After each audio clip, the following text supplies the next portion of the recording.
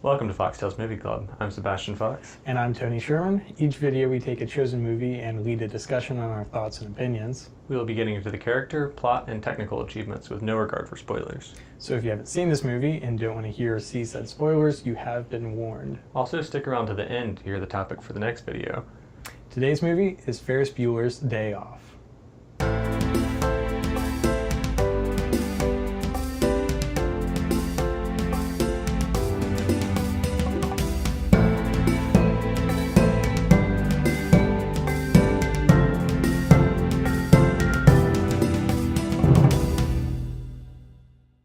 Ferris Bueller's Day Off is a movie that was released in 1986. It was directed by John Hughes. It was composed by Ira Newborn and stars Matthew Broderick, Alan Ruck, Mia Sara, Jeffrey Jones, and Cindy Pickett. All right, well, so I've seen a couple of John Hughes' movies other than Ferris Bueller's Day Off. Breakfast Club. Yes. Another school teen kind of movie.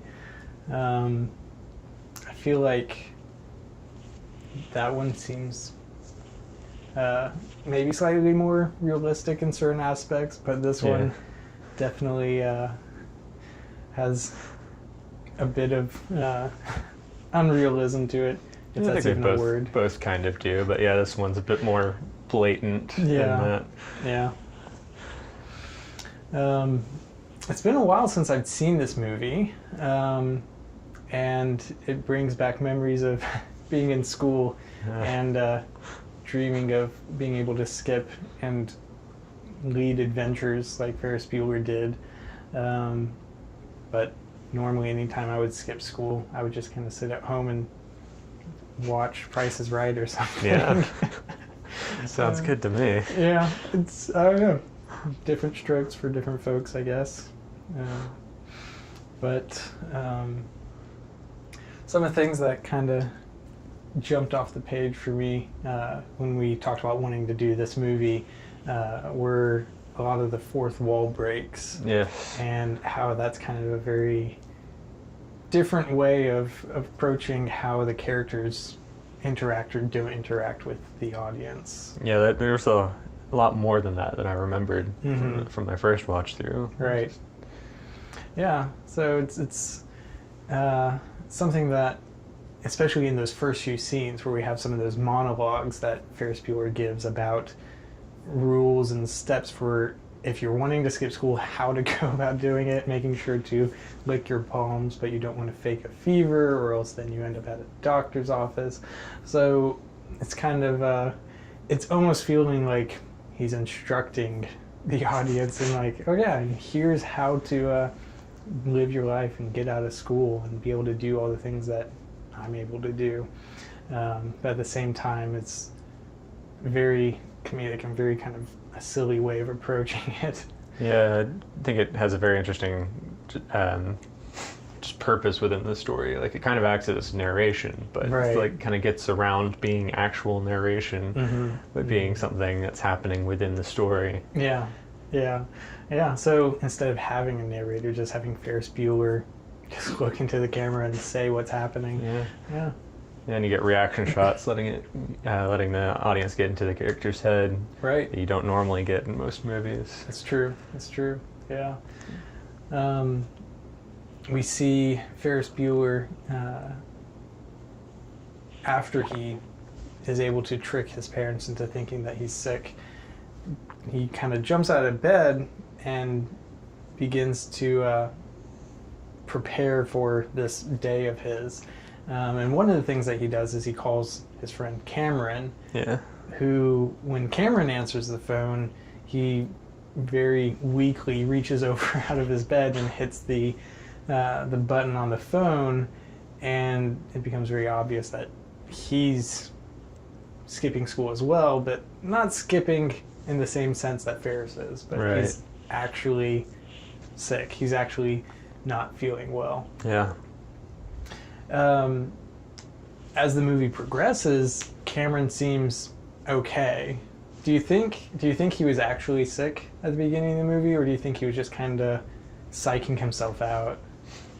Well, he does sniffle a few times throughout the entire movie. Yeah. But near the beginning, Farris has this line of saying that Cameron, he's the only person that he knows that feels better when he's sick, because he has like this home life that isn't very good. Right. So I don't know exactly why, but just something about Yeah. actually being sick just kind of makes him feel. So I could see him being sick here, but just kind of overdoing it at the beginning, just to kind of.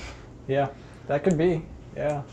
Yeah. Speaking of Cameron's family life, we don't see or hear from his parents at all. But we definitely do see a lot of, especially his father's influence on how that impacts Cameron in his life.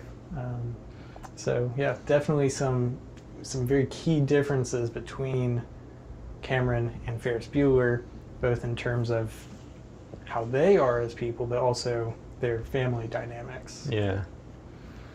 I found it interesting that they mentioned at one point that they had been friends like since 5th grade, and so they have been together for a while. Yeah. But they come from like very different backgrounds, like because like Cameron's parents are very not involved with his life. Yeah. But Farris, if he even is at all sick, they're okay with him staying home from school. Yeah. They check up on him, and they kind of coddle him a little bit, kind of stand over him and make sure that he's feeling okay. And we actually see Ferris Bueller almost kind of baby talk at some points when he's getting the blanket tucked around him and stuff like that. So like we're seeing very strange kind of ways that the characters react and interact with other characters that, well, when Cameron's parents are there, he acts one way, versus when it's him and his sister, versus him and Ed Rooney, versus him and Cameron or Sloane.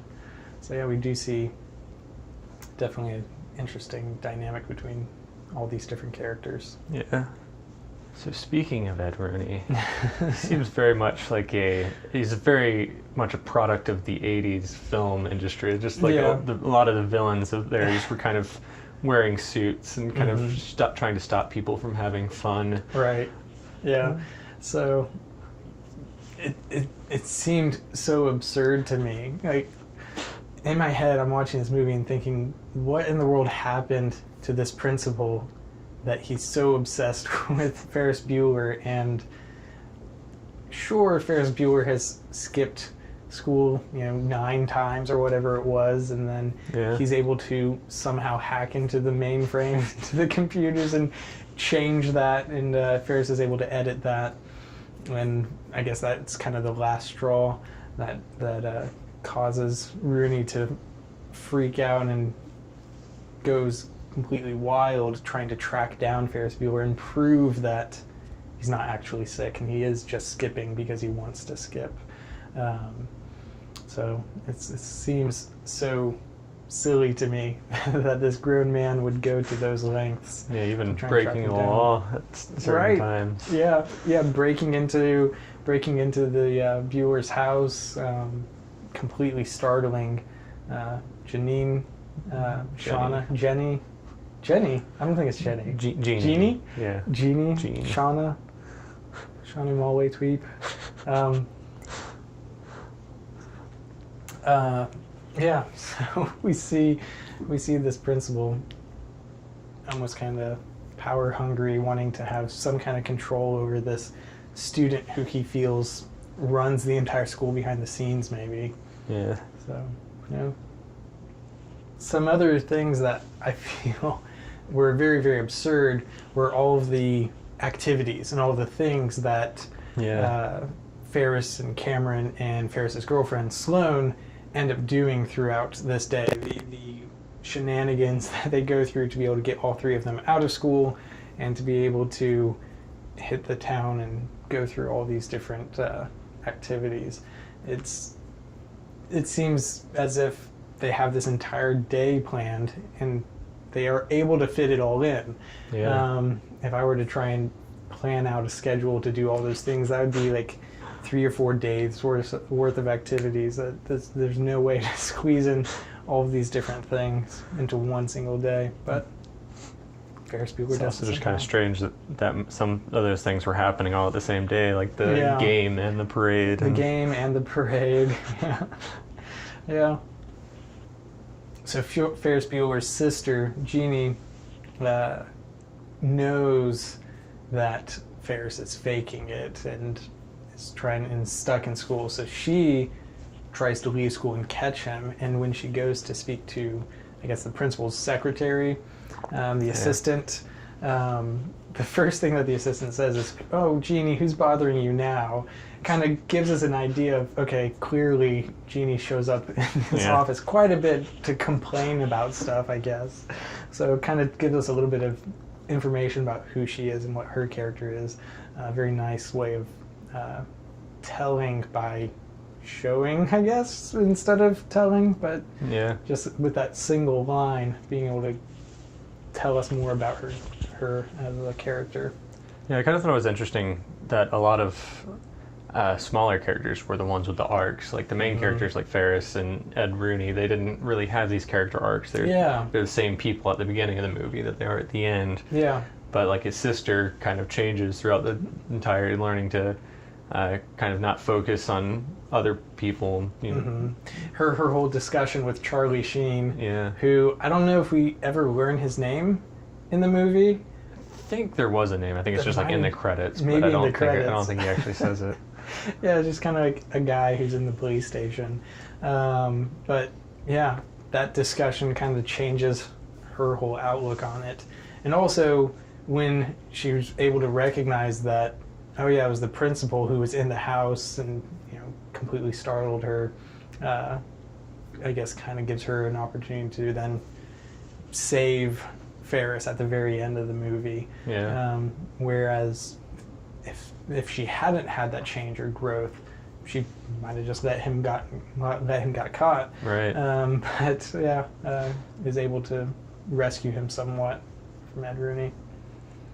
When we have Cameron's growth as a character, he starts off kind of like a wallflower, I guess, kind of just this quiet, just goes with the flow kind of guy. Well, I don't know if it's goes with the flow. He's very apprehensive of a lot That's of true. things. He's apprehensive. He took a lot of prodding from Farris to get him to come out in the first place. Yeah.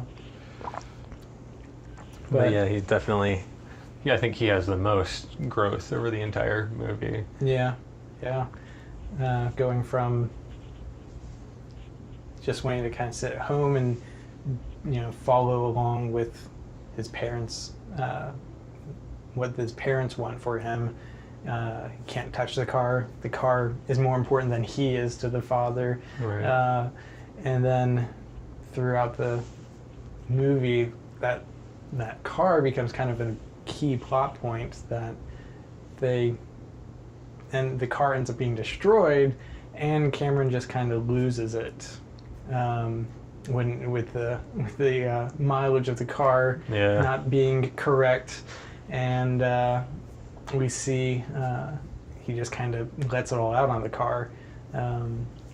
The reversing the miles, Ferris's plan doesn't work, so we see Cameron kind of flip out, and after that very nicely accepts the consequences and says that he's going to have to stand up to his father. So definitely a very clear character arc, very clear chain from where he started to where he ended.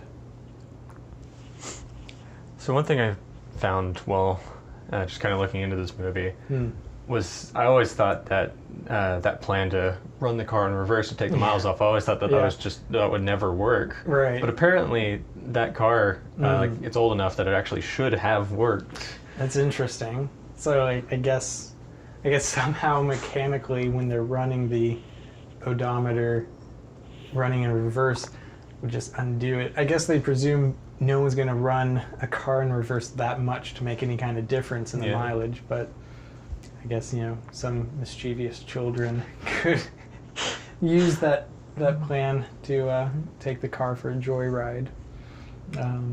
Speaking of joyride, when we see the garage attendants taking the car for this joyride, the camera angle during that scene when they take it out and they're jumping over this hill and the camera's coming from below them and we have the Star Wars music coming in. Yeah.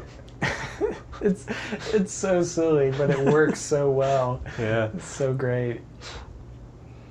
With that Star Wars music, I found the music in this movie kind of interesting, how it uses so much stuff from like bands and like actual bands and stuff. Right.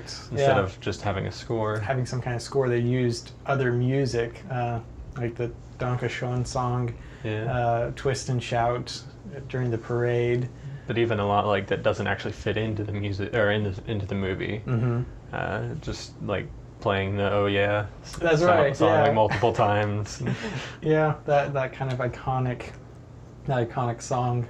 Yeah, it seems so. You hear that song, you immediately think of Ferris Bueller. At least I know I do. Yeah. So it's very interesting the music and the way that they chose that, and fits very nicely within this 80s movie. Doesn't seem out of place at all. But, right. But yeah, that parade scene, especially with the Twist and Shout, where it seems as if the entire city joins in on this song, just again leads to so many absurd moments. How in the world all these people hear about Ferris Bueller being sick, and now here he is on a parade float, and no one recognizes him and even thinks about it, and thousands of people just dancing around him. Yeah. Very strange. But we also saw like the phones in the school seemed really strange to me, that they had like these pay phones. Yeah, I never actually thought about that school. before, but yeah, that is very strange. Yeah, and like the other students were calling Farris and talking with him, and the phone was getting passed around, and we're getting all this information and misinformation about what's going on with Farris and what's happened to him and how sick or deathly ill he is or isn't. Yeah. So very interesting the way those ideas spread. Yeah, it's kind of interesting because halfway through the movie they have the kids kind of looking for money to save up for a kidney transplant. But then you see like Save Ferris like on the Wrigley Field, on the field and like on the side of the water tower. Right. It seems like they could have just used the money to do that to actually buy a new kidney. Yeah, like what you're spending all this money to raise awareness, just use that money to get him treatment. I don't know, like this movie, it makes no sense. It seems like some kind of weird fever dream or something. Like how in the world is all this stuff happening? They get this fancy sports car, they drive downtown, they go to the museum, they go to this fancy lunch, they go to this baseball game. Where else do they go? They go to the Sears Tower. Yeah, Sears Tower, the stock market. Market. Chez Qui, I guess is the name. Yeah, then Wrigley the Field, French place. the art museum, and the parade. The parade, yeah. All these different places that they find some way to squeeze into. I mean, by the time they got Sloan out, they mentioned, at this time we would be in PE and gym. So I guess there's they said that when they were at the baseball game. Oh, you're right. Yeah, that's right. So I'm trying to think back. How far into the day would it have been when they picked up Sloan? How many hours would they have gotten? How long would they have gotten to be able to get downtown, go through this entire charade, and be able to get back before 4 or 5 or 6 o'clock, because he had to be back to his at the house. very beginning of the movie, his sister hadn't left for school yet. Okay. So I think they could have left by first or second period. That's possible. Yeah. Okay. Yeah. This timeline. Yeah. I don't know. I feel like that's kind of a repetitive, repeating kind of thing that we talk about, is this timeline of events in the movies, but sometimes they don't quite make sense. But maybe they do. Maybe if we plan it out minute by minute, we could figure it out. We have to zoom in on their ticket stub from the baseball game or from picking the car back up, figure all this out. So one of the scenes that I thought almost kind of didn't fit with the rest of the movie, in terms of where I'm just kind of thinking that it's very silly and very absurd, was the museum. scene. Yeah. When the three main characters are visiting this museum, and it still has a little bit of that comedic kind of frame to it, in that we see them in the museum and they're holding hands with all these elementary schoolers walking around the museum. Yeah. And we see them hitting different poses and stances as they're looking at the different pieces of art. But I feel it also is maybe a little bit deeper than it might seem at first. Right. Yeah. There's several different art pieces that the three of them look at and kind of mirror their poses to some of the artwork, and to some degree. And we also see Cameron intensely staring at this one specific art piece by, pardon my French, George Seurat, something like that. Yeah. A Sunday on Le Grand Shot. Yeah. Yeah, I don't really know French, so I don't really know what that means. But I remember seeing this painting in other TV show. It might have been like The Office or something. I remember seeing it in something else and just being fascinated by the way that the painting was made. That it's just like all these little points that they added, these dots. And when you zoom out and you see the entirety of the painting, it looks just kind of like a normal painting, this normal kind of scene. But as you zoom in, you're seeing just these dots. And as the camera zooms in more and more, it zooms in on Cameron and zooms in on the painting. And eventually, we just see nothing but dots, and there's not really any definition, and you can't really tell what you're looking at anymore. Right. And it kind of, I felt, gives us a way of seeing maybe this is what Cameron thinks about himself, that like there's like, if you look too closely at him, there's not really much to him. So like, don't look too closely at Cameron. But he definitely has a lot going for him, which we see as the film reaches its ending. Yeah, I definitely think that whole scene is, you said it's different from the rest of the movie, because like there's no dialogue throughout basically the entirety of it. Yeah. It's just completely editing, and it's edited differently as well. Just right. It's very, very different. Very interesting the way they go about that. Yeah.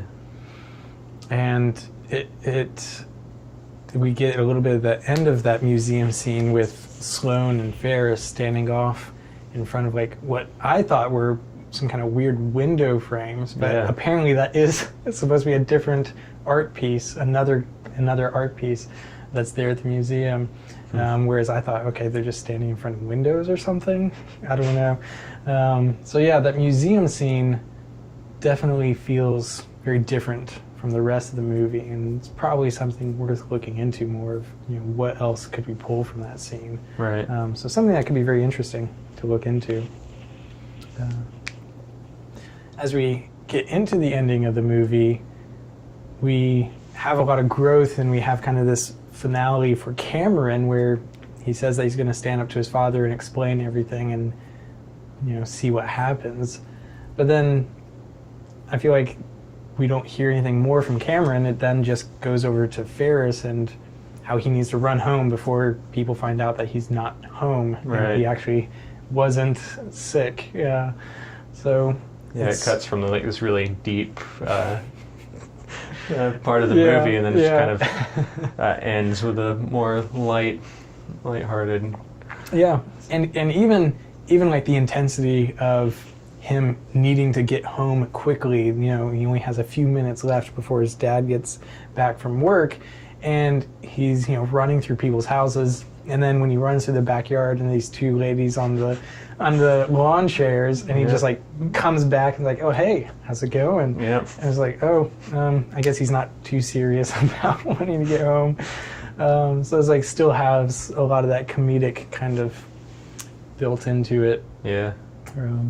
But I still have that question of wanting to know, okay, so Farris gets home safely and, is able to continue to pull the wool over his parents' eyes and get away with it all and enjoy his day off. But I want to know what happens to Cameron. Yeah. And want to know what happens to their friendship after they graduate high school, because that was something that they talk about, right? And between him and Sloane, if they're able to stay together. Right, yeah, with that age difference, that 1 year difference can be kind of big when you're going off to college and they're still in high school. Yeah. That difference, that, whether it's distance or whatever, that can be difficult. So interesting to see. Well, we almost kind of have to have during the credits those like flash forwards of, and this is what happened to them, but no such luck. Yeah, and a later movie that Alan Ruck did, there was a reference kind of back to this movie where his character had a line of that he was still paying for that Ferrari. That's so crazy. Yeah. So yeah, we get quite a interesting question that we want to kind of leave unanswered there at the end of the movie. But I don't know. That's kind of the way most movies works. That you're not going to completely tie in everything perfectly all the time. One of Farris's kind of goals, I guess, was wanting to get a car. Yeah, right. He wanted brought up several times. Several times, right? He wants to have a nice car. His friend's father has the Ferrari. His friend has a car, but it's kind of a junky kind of car. He doesn't really care for it, but he wants a car, and he got a computer. Yeah. Instead, he got this crazy fancy synthesizer. He got these crazy speakers. He has all this stuff that probably cost a fortune back in 1980, whatever. Yeah. Like, he probably could have had a car if that were the case, if he really wanted a car. So yeah, his parents really spoiled him, because at the end, when the mom gets home, she said that she was gonna spend the money from this deal on buying him a car too. So. Yeah, if the commission went through and she was able to finish the sale. So it's kind of like, well, all of those issues, he wasn't able to get the car because of his actions from the very beginning of the movie. If he actually had gone to school, his sister wouldn't have gone back to the house to catch him. Yeah. And then freaked out and called the police, and then gotten picked up by the police, and the mother wouldn't have had to go to the police station. So it's your own fault, Farris. That's why you don't have a car. Stay in school. That's all you got to do. Stay in school, and you'll get a car. Yeah. From your parents when they complete the sale on the house or condo or whatever it was. At the beginning, he says, he even explicitly says, I don't need to know this stuff in school. It doesn't matter. I don't have a car. But then he would have had a car. He would have had a car. Yeah. Oh man, crazy, crazy, crazy. That will do it for this video. We would like to thank Mill Easthub for creating our theme. And join us in the comments section below to go over any questions or add to the discussion about the video. And subscribe so you don't miss our next video, where we're going to be jumping into the middle of the MCU and actually talking about Iron Man 3 just in time for Christmas. Thanks for watching. This has been FoxTales Movie Club. I'm Tony. And I'm Fox, and we will see you in the next video.